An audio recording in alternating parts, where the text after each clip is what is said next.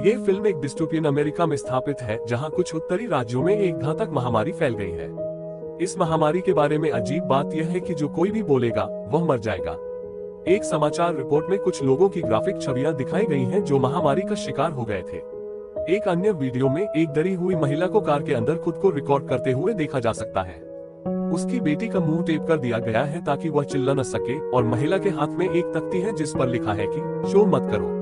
इन सब के कारण सरकार ने सभी को घर के अंदर रहने और अपने फोन बंद करने का सुझाव देते हुए आपातकाल की स्थिति घोषित कर दी है।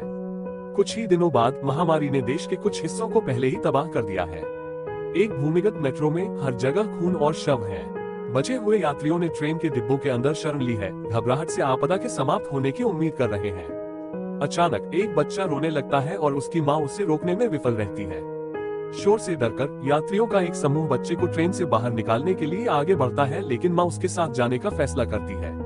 अफसोस की बात है कि उसका निर्णय घातक साबित होता है क्योंकि कुछ ही सेकंड में कुछ उन्हें पकड़ लेता है। इसके बाद फिल्म उस समय की ओर मुड़ती है जहां ये सब शुरू हुआ था। पुरातत्वविदों का एक समूह पेंसिल्वेनिया में एपलाचियन ट्रेल के 1000 फीट नीचे अज्ञात गुफाओं के माध्यम से खुदाई कर रहा है। वे एक विशाल कक्ष में आते हैं जो पहले कभी नहीं देखा गया था और जश्न मनाने लगते हैं। हालांकि अचानक वे इसके अंदर से आने वाली अजीब आवाजें सुनते हैं और लो और देखो, शोधकर्ताओं पर अज्ञात उड़ने वाले जीवों का हमला होता है जो उन्हें तुरंत मार देते हैं और खदान से बाहर उड़ जाते हैं। इसके बाद फिल्म मॉन्टेक्लेयर, न्यू जर्सी के एक हाई स्कूल में जाती है। एली एंड्रूज नामक एक बधिर किशोरी बस का इंतजार कर रही है जब उसे पता चलता है कि डचेबैग का एक झुंड बहरे होने के लिए उसका मजाक उड़ा रहा है। वो उन्हें नजरअंदाज कर देती है और घर वापस जाने का फैसला करती है। सहयोगी ने 3 साल पहले एक कार दुर्घटना में अपनी सुनने की क्षमता खो दी थी। दुर्घटना में उन्होंने अपने दादा दादी को भी खो दिया।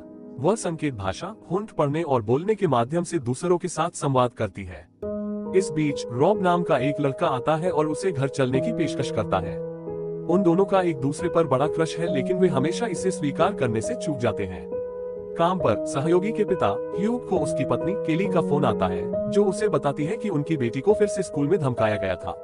यह उसे परेशान करता है, लेकिन वह इसके बारे में बहुत कुछ नहीं कर सकता है। जब से सहयोगी ने अपनी सुनने की क्षमता खो दी है, ह्यूग और केली अपनी बेटी के लिए बहुत सुरक्षात्मक हो गए हैं और अक्सर इसके बारे में झगड़ा करते हैं। सहयोगी अपने माता पिता, भाई जूड और गंभीर रूप से बीमार नानी लिन के साथ रहती है। एंड्रूज परिवार के पास एक पालतू कुत्ता ओटिस भी है। रात में रॉब एली को एक कॉलोनी का एक आकर्षक वीडियो भेजता है जो कहीं उड़ते हुए चमगादड़ों जैसा दिखता है। सुबह 3 बजे केली एली को जगाती है और उसे नीचे आने के लिए कहती है।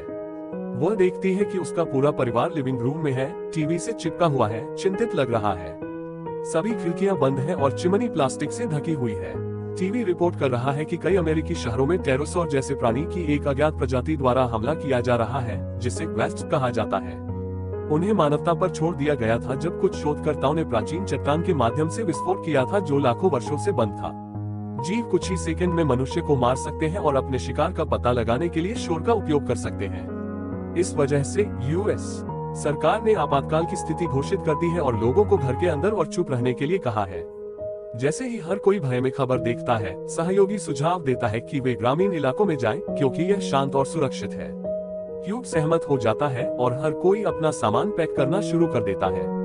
ह्यूग के दोस्तों में से एक ग्लेन भी उनके साथ शामिल हो जाता है और साथ में वे ग्रामीण इलाकों के लिए निकल पड़ते हैं। बाद में सहयोगी और उसका परिवार अपनी कारों में ईंधन भरने के लिए एक गैस स्टेशन पर रुकते हैं।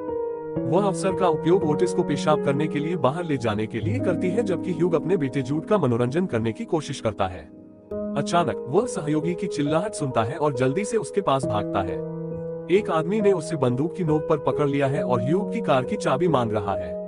ह्यूग मान लेने के लिए आगे बढ़ता है, लेकिन ग्लेन उसे बचाने के लिए आता है और डाकू के पैर में गोली मार देता है। भयभीत होकर एंड्रूज उस आदमी की बंदूक लेकर भाग जाता है, जिससे डाकू को प्राणियों द्वारा मार दिया जाता है। हालांकि इससे पहले कि वे दूर पहुंच पाते, समूह को एक बड़े यातायात जाम का सामना करना पड़ता है जो सभी अंतर्राज्यीय राजमार्गों को अवरुद्ध कर रहा है। ग्लेन एक विकल्प का प्रस्ताव देता है और वे रास्ते से हट जाते हैं। ग्रामीण इलाकों में गाड़ी चलाते समय ग्लेन को अचानक भागने वाले हिरणों का एक झुंड मिलता है। वह दुर्घटना से बचने के लिए जल्दी से अपनी कार को घुमाता है, लेकिन अंत में तटबंध से नीचे गिर जाता है। एंड्रूज तुरंत उसकी जांच करने जाते हैं और उसे जीवित पाते हैं। अफसोस की बात है कि वह कार के अंदर फंस गया है। परिवार ग्लेन को बचाने के लिए सब कुछ करता है, जिसमें दरवाजा खोलने के लिए एक नट रैंच का उपयोग करना और 911 पर कॉल करना शामिल है, लेकिन कुछ भी काम नहीं करता है। अंत में ग्लेन को पता चलता है कि वह अंततः खून बहने वाला है, इसलिए वह ह्यूग को अपनी बंदूक सौंपने और अपने परिवार के साथ जाने के लिए कहता है। परेशान ह्यूग अपने सबसे अच्छे दोस्त को अकेला नहीं छोड़ना चाहता, लेकिन अपने परिवार की खातिर वह सहमत हो जाता है। दुर्भाग्य से जैसे ही परिवार जाने वाला है, ओटिस को कुछ महसूस होता है और वह बार बार भौंकने लगता है। ये वेस्ट को आकर्षित करता है और वे जबरदस्त तीव्रता के साथ वाहन पर हमला करते हैं।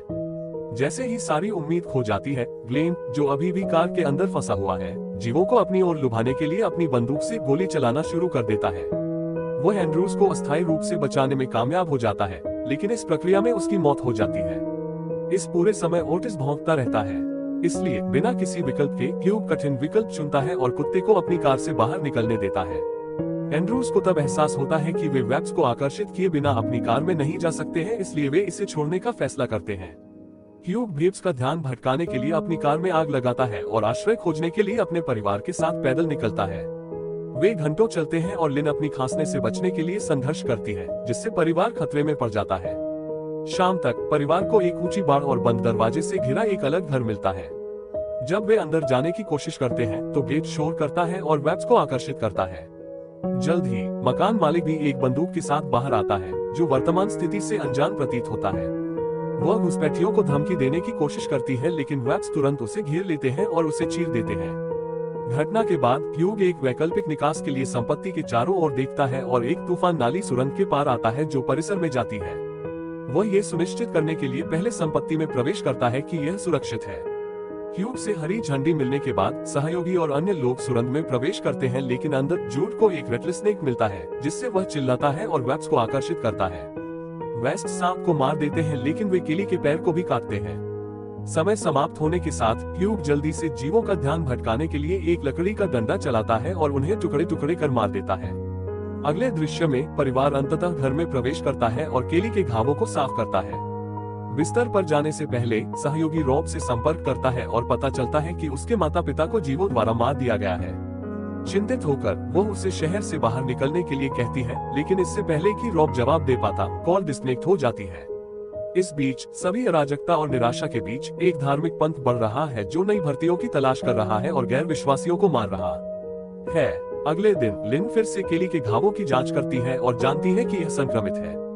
यह महसूस करते हुए कि घाव एंटीबायोटिक दवाओं के बिना फैलता रहेगा, ह्यूग सहयोगी के साथ एक मेडिकल स्टोर खोजने के लिए निकलता है। 1 घंटे तक चुपचाप चलने के बाद वे एक सुनसान शहर में आते हैं और एक दवा की दुकान की तलाश करते हैं। अंततः वे एक पाते हैं, लेकिन यह अंधेरा, सुनसान और सड़े हुए मांस से बदबूदार होता है। जैसे ही ह्यूग दवा इकट्ठा करता है, सहयोगी दुकान के चारों ओर पड़े मानव शवों के अंदर अंडे उगते हुए देखता है। वह अनजाने में कुछ शोर करती है और जीवों को सचेत करती है। अब दोनों कई वेब्स के साथ दुकान के अंदर फंस गए हैं। सौभाग्य से ह्यूग एक योजना के बारे में सोचता है। वह चुपचाप आग पर एक पोंछा जलाता है और फायर अलार्म को सक्रिय करता है। फायर अलार्म और पानी के छिड़काव से होने वाला शोर जीवों को विचलित कर देता है और पिता बेटी की जोड़ी को कोई नुकसान नहीं होता है। बाहर उनके पास एक भक्त आता है जिसने उसकी जीभ काट ली है।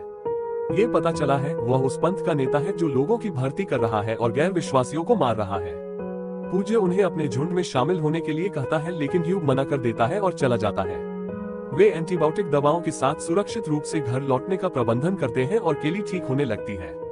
अगले दिन सहयोगी ह्यूग के पास जाती है और उसे सूचित करती है कि उसने रात में खबर देखी जिसमें कहा गया था कि वेब्स तीव्र ठंड के मौसम को बर्दाश्त नहीं कर सकते, इसलिए आर्कटिक वृत्त के ऊपर के लोग जीवित हैं। वह उसे ग्रे नामक क्षेत्रों के बारे में भी बताती है। ये वे स्थान हैं जहां बिजली चली गई है और लोग दुनिया से कट रहे हैं जब उनके फोन और कंप्यूटर की बैटरी मर रही है। ये लगभग ऐसा है जैसे अंधेरा युग फिर से आ गया है। उस दिन बाद में पूज्य और उसके पंथ के सदस्य ह्यूग के ठिकाने पर दिखाई देते हैं। वह फिर से ह्यूग को उनके पंथ में शामिल होने के लिए कहता है, लेकिन फिर से अस्वीकार कर दिया जाता है। जैसे ही ह्यूग वापस अंदर जाने के लिए आगे बढ़ता है, श्रद्धाशील उसे रोकता है और उसे एक डरावना नोट लिखता है जिसमें कहा जाता है, लड़की उपजाऊ है। ह्यूग उन्हें ऊपर नीचे देखता है और वापस अंदर चला जाता है। पूज्य और उसके पंथ के सदस्यों को लगता है कि ह्यूग उनके लिए अपनी उपजाऊ बेटी लाने जा रहा है, लेकिन वह इसके बजाय एक बुरी राइफल के साथ लौटता है। हालांकि वे पागल हैं क्योंकि वे जानते हैं कि ह्यूग उन्हें गोली नहीं मारेगा जो एक जोरदार शोर पैदा करेगा और उसके परिवार को खतरे में डाल देगा। इसके बावजूद ह्यूग राइफल की सुरक्षा ले लेता है और पंथ के सदस्य अंत में चले जाते हैं। उस शाम बाद में सहयोगी को रॉब से एक संदेश मिलता है। वह उसे बताता है कि वह देश के उत्तर में शरण की ओर बढ़ रहा है। यह एक ऐसी जगह है जहां सभी लोग जीवों से सुरक्षित रह सकते हैं।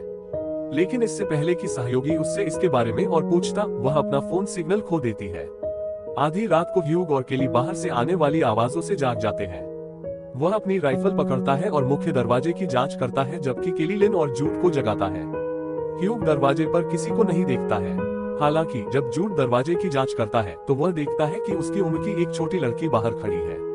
लड़की डरती है, इसलिए केली ने उसे अंदर जाने देने का फैसला किया। चिंतित एंड्रूज परिवार उसे एक गर्म कंबल प्रदान करता है और उससे पूछता है कि वह यहाँ कैसे आई, लेकिन छोटी लड़की कोई जवाब नहीं देती है। तभी केली लड़की के जबड़े पर कुछ निशान देखता है और ह्यूग उसके मुंह का निरीक्षण करता है। देखो और देखो, लड़की की जीभ नहीं है। वह पूज्य के पंथ की सदस्य है और संभवतः उसके द्वारा भेजी गई है। एंड्रूज परिवार की स्थापना की गई है।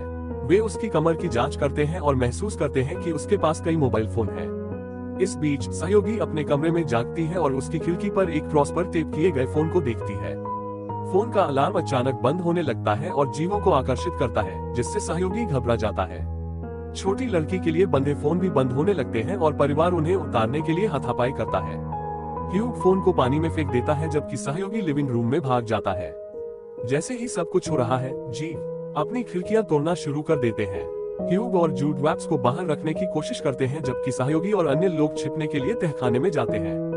दुर्भाग्य से नकाबपोश पंथ के सदस्य सहयोगी का इंतजार कर रहे थे और वे उसे तहखाने से पकड़ लेते हैं।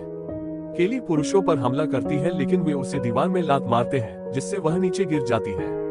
पुरुष सहयोगी को बाहर ले जाते हैं और छोटी लड़की भी उनके साथ जाती है। क्रोधित होकर लिन घर की सुरक्षा छोड़ देती है और बाहर पुरुषों का पीछा करती है। वह 3 पुरुषों में से 2 को पकड़ लेती है और सहयोगी को भागने का संकेत देती है। लड़की मजबूर हो जाती है और जैसे ही वह थोड़ी दूर पहुंचती है, लिन, जो अभी भी पंथ के सदस्यों को पकड़े हुए है, अपने फेफड़ों के ऊपर से चिल्लाने लगती है। यह अंततः वेस्ट्स को आकर्षित करता है और वे तीनों मनुष्यों को टुकड़े टुकड़े कर देते हैं। परिवार के बाकी लोग भी बाहर आते हैं, लेकिन वे केवल डर के मारे देख सकते हैं। ठीक तभी पूज्य प्रकट होता है और सहयोगी का अपहरण कर लेता है। जाने से पहले वह ह्यूग को चुप रहने के लिए ताना भी मारता है।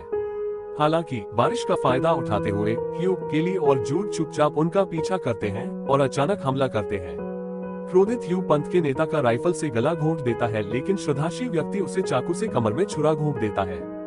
हालांकि ह्यूग अपनी सारी ताकत को बुलाता है और फिर से उठ जाता है। वह अपने दिवंगत सबसे अच्छे दोस्त ग्लेन के क्लासिक हेडबट का उपयोग करता है और पंथ के नेता को नीचे गिरा देता है, क्योंकि केली अन्य पंथ के सदस्यों को बाहर ले जाता है। फिर वह अपने पति की कमर से चाकू निकालकर उसकी मदद करती है। आदरणीय व्यक्ति उठने का प्रयास करता है, लेकिन ह्यूग फिर से अपने मामले पर उतर जाता है। इस बार वह पंथ के नेता को राइफल से मौत के घाट उतार देता है।